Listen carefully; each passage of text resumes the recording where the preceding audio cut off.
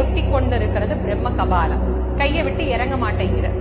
அப்படி பிக்ஷை எடுக்கக்கூடிய அந்த நிலையில என்ன பிக்ஷா பாத்திரத்துல போட்டாலும் அதை பிரம்ம கபாலம் தான் சாப்பிடும். சுவாமிக்கு அது வராது.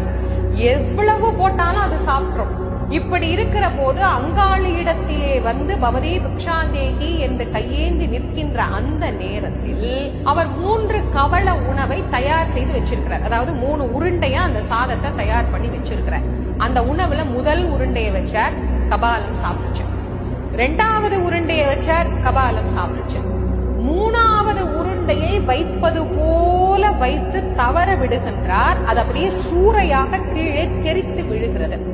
அப்படி தெரித்து விழுகின்ற போது அந்த உணவின் மீது இருந்த நாட்டத்துல இந்த பிரம்ம கபாலம் என்ன பண்ணுது, சட்டுன்னு கையிலிருந்து கீழே இறங்கி அந்த உணவை நாடி செல்லுகின்றது.